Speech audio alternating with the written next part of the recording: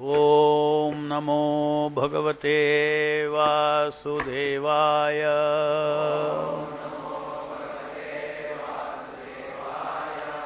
Reading from Srimad Bhagavatam, 3rd Canto, Chapter 14, text number Brahmadayo Yatkrita Setupala Yat Karanam Vishwam Idam Chamaya Ajñākari yasya pishācacharya Aho vibhumnascharitam vidambanam. Translation purport by Srila Prabhupada ki jai. Demigods like Brahma also follow the religious rites observed by him. He is a controller of the material energy which causes the creation of the material world. He is great, and therefore his devilish characters are simply imitation. Purport. Lord Shiva is the husband of Durga, controller of the material energy. Durga is personified material energy, and Lord Shiva, being her husband, is a controller of the material energy. He is also the incarnation of the mode of ignorance, and one of the three deities representing the Supreme Lord. As his representative, Lord Shiva is identical with the Supreme Personality of Godhead. He is very great, and his renunciation of all material enjoyment is an ideal example of how one should be materially unattached. One should therefore follow in the footsteps and be unattached to matter, not imitate his uncommon acts like drinking poison. Thus ends the Bhaktivedanta purport. So, it is said here that Lord Shiva is so great that demigods like Lord Brahma follows the religious rites observed by Lord Shiva. That means Brahma also follow the religious rites that are followed by Lord Shiva. Even though Brahma is actually the creator of this universe, of course secondary creator, still he also follows Lord Shiva in many aspects. Therefore he is considered, he is great, and therefore his devilish characters are simply imitation.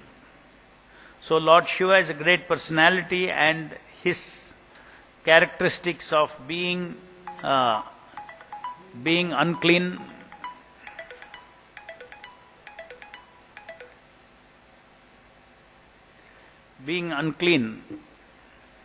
and living in smashanas, crematorium, dressed in rags,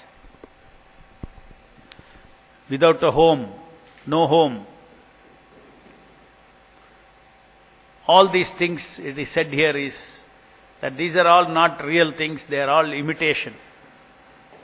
This is not the position of the soul of Lord Shiva. He is such a great personality. Because he is in charge of the mode of ignorance in this material world, therefore he is taken up this role. Otherwise he is a Parama Vaishnava. And personally speaking, Lord Shiva as a person, he is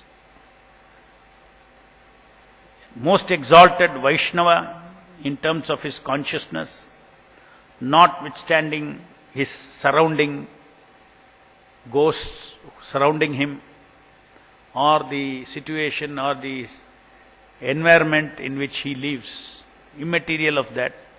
Lord Shiva maintains his transcendental consciousness as a Parama Vaishnava. Therefore, simply by appearances of a person, one cannot actually come to a conclusion often about the status of a Vaishnava. A Vaishnava may be materially in different situation, or he may be even his past may be like a mlecha, shudra, those are all immaterial. So one should not actually look upon a Vaishnava by his external dress, which is extremely important.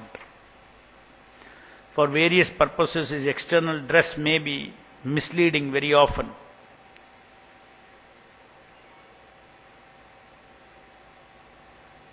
In fact, if one considers a Vaishnava to be belonging to a particular jati, belonging to a particular community, belonging to a particular varna, ashrama, it is considered to be actually a hellish mentality. And that is compared to a person who sees the deity as only stone. Pashandi, they are called Pashandis, non-believers. So therefore, it is a very serious Vedic injunction that we should not assess a Vaishnava by his body or the environment. It takes time for one to talk to a Vaishnava, then only one can find out his actually status. Sometimes even activities for the sake of preaching, like Lord Shiva, if you look at his activities, you will see that the activities are also may not be connected to Vaishnava activities at all. Exactly as in the case of Lord Shiva. Why would a Vaishnava be in a crematorium, in an unclean place? Why do a Vaishnava has to hang around with ghosts? All tamasic people. Vaishnava is always clean. So externally also sometimes it's very, very misleading. But therefore we should not judge a Vaishnava by all these kind of things. One should judge the Vaishnava by his heart. His heart can be known only by closely associating with him, you can know his heart. Otherwise one should not speculate by external circumstances. So these kind of tendencies are always there for the material mind. For instance, you see, in the case of when Prabhupada was very successful in America preaching Krishna consciousness, when the 1970s, when he came back to India, some of his God brothers were telling, oh, Prabhupada was successful because he was a good businessman. You see, the envious people are always, they always find something to bring down somebody. Oh, he was a good businessman. That is why other God brothers could not preach in America. He preached and he was successful because he was a good businessman. We are not saying that the Lord has empowered, Krishna has empowered, Chaitanya Mahaprabhu has empowered Prabhupada. Let us honor him, let us respect him. No, he was materially smart, so he succeeded. Like that they used to say. So these are all very offensive statements. Actually, a person who is a preacher of Krishna consciousness, everything that he achieves is by the potency of the internal potency. The preacher himself doesn't think that he is a doer of anything. It is a mercy of the Lord upon him. It is a blessing upon him to have been given a service. Even in our own lives, whatever service that we do, one should take it as a blessing that the Lord has given us. It is not something that one does out of one's own karmic strength. The devotee is surrendered to Krishna, means whatever he lacks, Krishna provides. He may dovetail his karmic tendencies. He has to, because the karma doesn't leave. Or that the bodily nature does not leave. Every body has a nature, no doubt. Body-mind system has a nature. But what he achieves for Krishna is not because of his karma. That we have to always understand.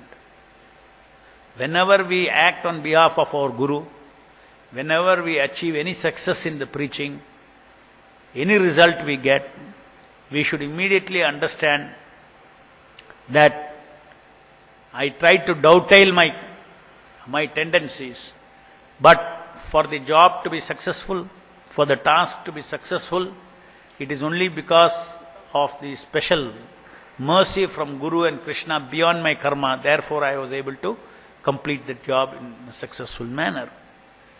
So this is the spirit in which the devotee is always executing his work. This is the spirit in which he thinks about the work after it is finished. And the spirit in which he executes the work is also same thing. That I am personally unqualified to do. I personally have no strength to do what I am asked to do. It is only because Krishna has promised Yogakshema Mahamyam. Because he is seated in my heart and he is substituting with so many things that he is supplying so many things which I am in need to complete this task. Whatever jnana, bala and kriya, what knowledge, what strength I need, what kriya, what skills I need to complete this service for the Lord is actually coming from the Lord. So therefore, automatically if a devotee understands this, he will never take credit. Credit taking is a very dirty business for Vaishnavas. Credit taking. He does not live for credit taking. His credit is with the Lord in the heart. His account is settled already. As soon as he does a devotion service, his account of credit is settled. He wants credit from the Lord. He wants to attract the attention of the Lord, attention of spiritual master, the Lord in the heart.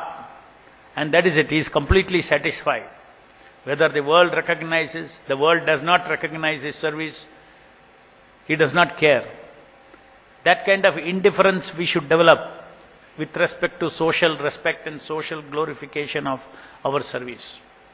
One should be situated in one's own self, completely satisfied or dissatisfied with his own self with respect to the instructions of Guru and Krishna. I am dissatisfied because others are dissatisfied. No, I am dissatisfied because I am dissatisfied. Because I know that I have not been able to satisfy spiritual master and Krishna in the Lord in the heart. Therefore I am dissatisfied. I am satisfied not because the others are satisfied, because I am satisfied because I know my Guru and Krishna are satisfied in this. I could follow what they said. Therefore I know. So this becomes a standard of satisfaction and for a Vaishnava and not social recognition. So either the spiritual master or their representatives in authorized manner, yes, I want to satisfy them. Otherwise, the world, I don't want to satisfy. Who is the world? It's completely a fluctuating world. Who is the world? No meaning in any recognition that you get from this world.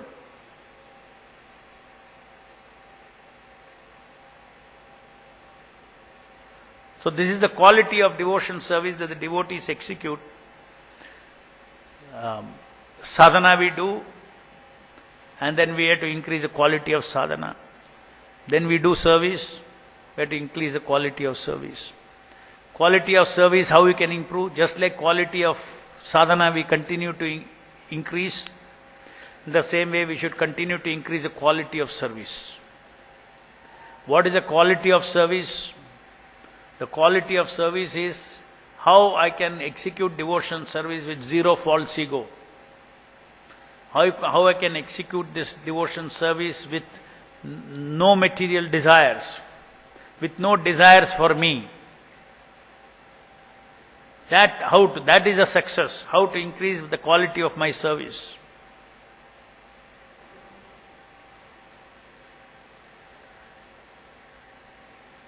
Service, grossly you can do so many services. But what is the quality of service? Ahetuki apratihata. How it can be without any material motives, how I can serve my spiritual master.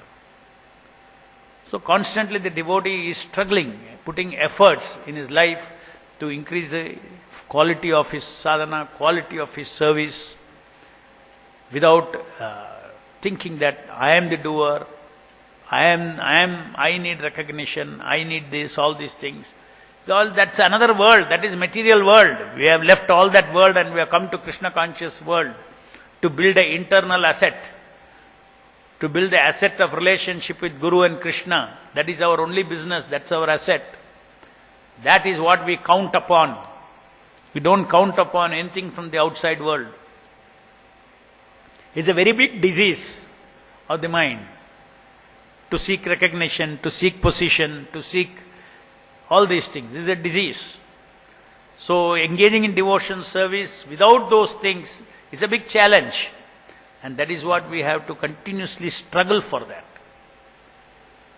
And this disease is such that if you have little, then it will increase more. Just like lust. If you encourage lust, lust will go on increasing. Then it will become greed.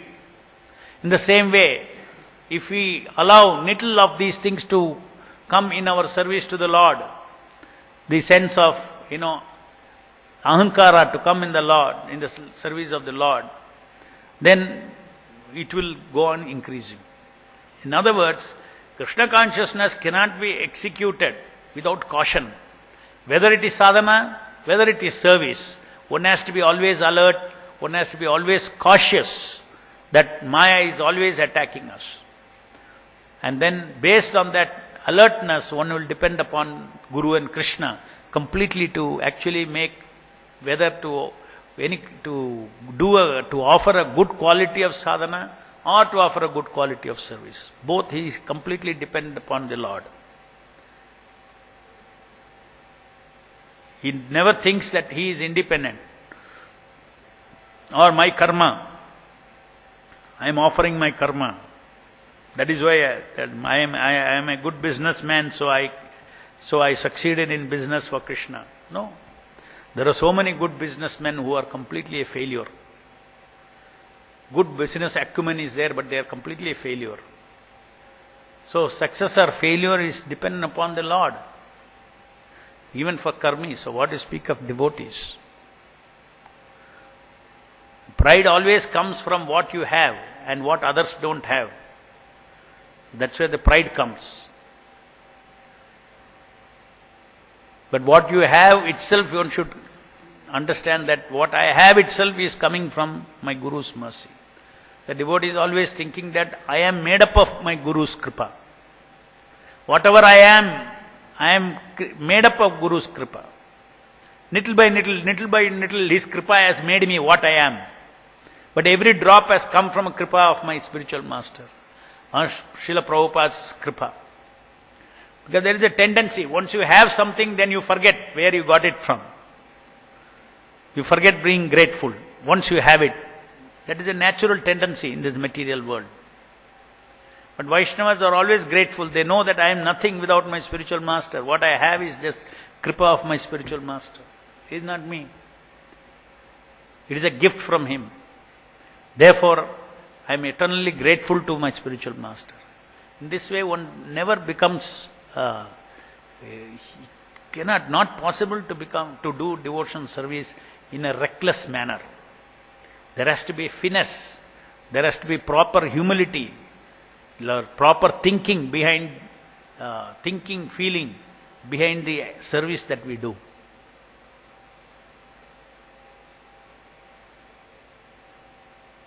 Usually we forget about this. We forget about the quality of service.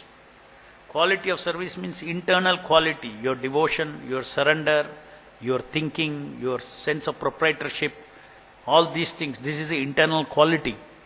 Doership, all these are internal qualities. Only producing external results, if you think that is preaching, one has to be very cautious. If internally one is purifying, or if internally one is trying to purify his service, increase the quality of his service, then externally more service will be delivered by the Lord's mercy. Otherwise, if one feeds one's false ego, he goes on doing more service, more service, more service, more service. False ego also goes on building. Your pride also keeps on building. More success in his preaching, more pride. It goes on like that.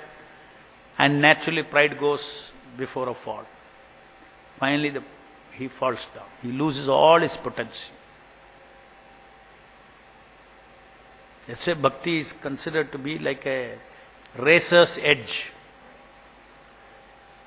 Without being alert, one cannot execute Krishna consciousness.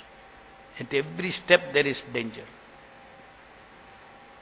So the apparent external appearance of service is also not going to save us.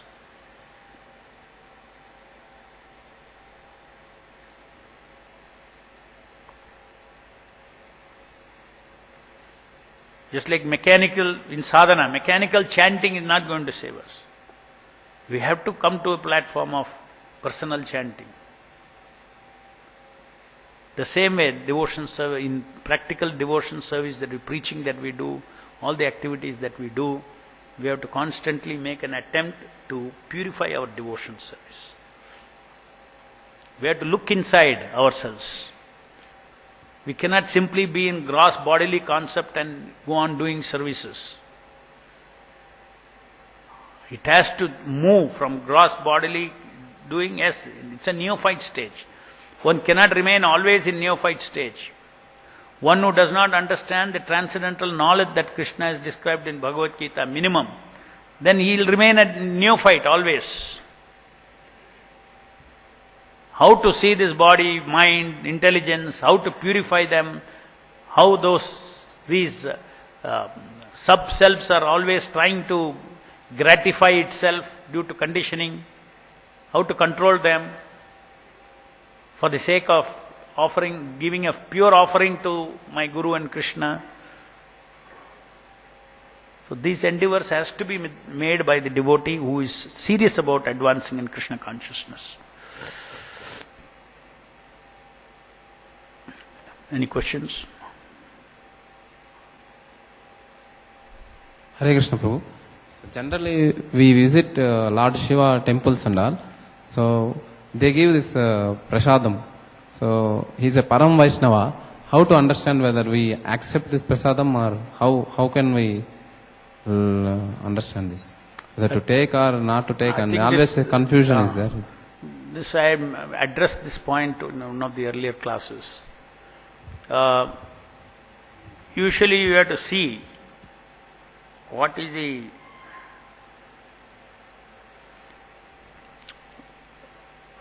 it depends on the specific circumstances.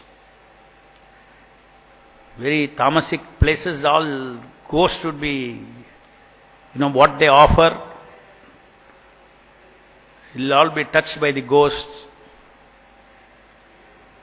Or unofferable things are offered to Lord Shiva. So we cannot accept that.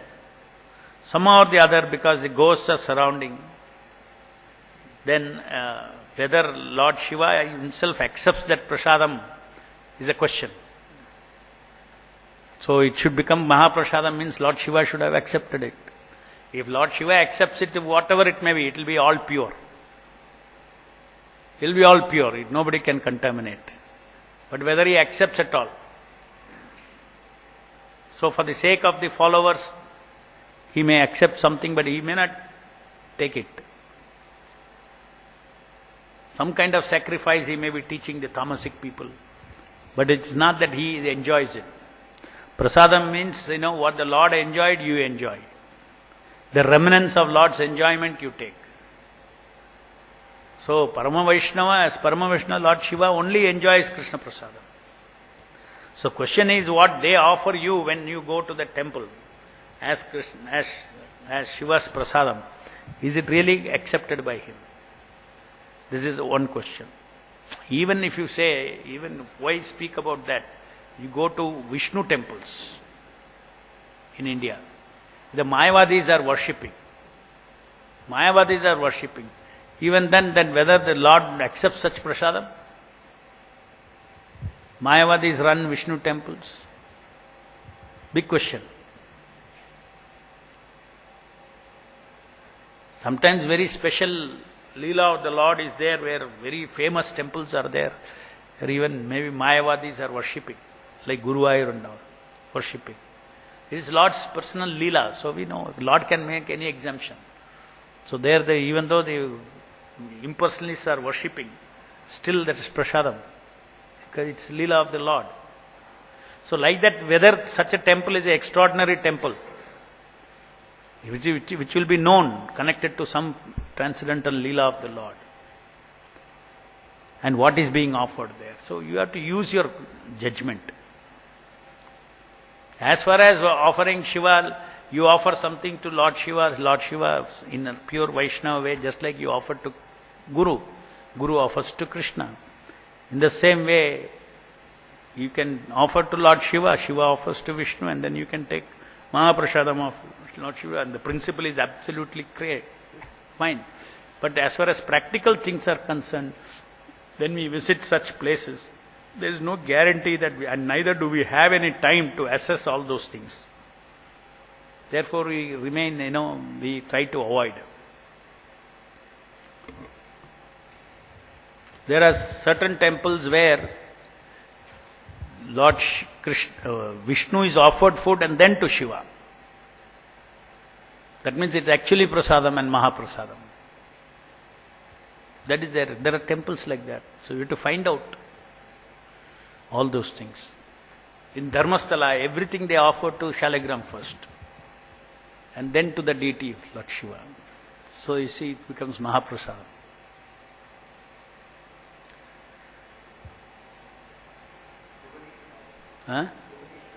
Bhubaneswar also. Yeah, they offer to Jagannath, and then Jagannath Prasad goes to Lord Shiva. Bhubaneswar, what is the temple called? Lingaraj temple, famous temple. So you can take prasadam there.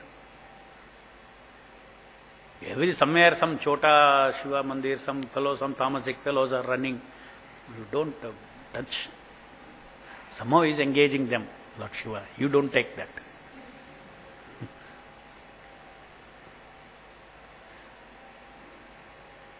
Any other question?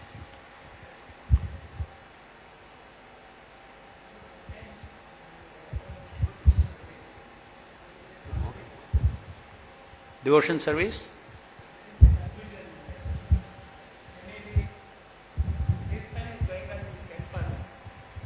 Or maybe outside house program. Once again, start. When we are doing devotional service, sometimes there is a confusion. Say for example, Kirtan will be going on in the temple or maybe outside in the house program.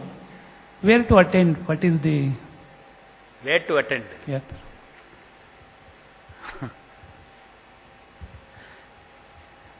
You just like you're saying, now I come into the temple hall. To please tell me, first I should look at Radha Krishna Chandra, or Gaunitai, or Krishna Balram, or Radha first, or Krishna first, or Krishna first, Balaram first.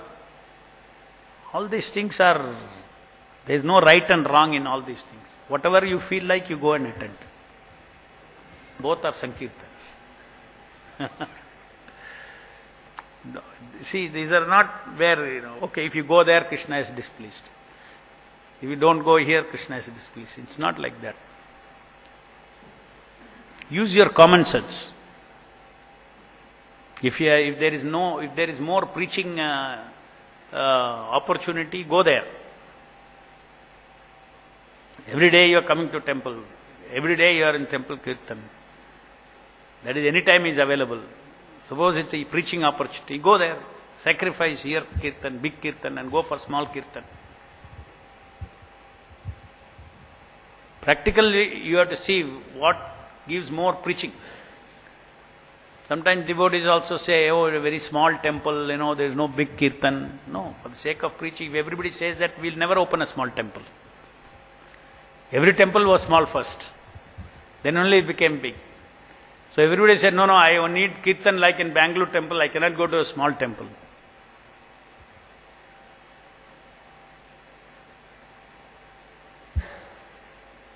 So where practically the Guru service can be rendered, we are ready to go. So that is one criterion. Grandaraj Srimad Bhagavatam ki jai. Jagat Guru Srila Prabhupada ki jai.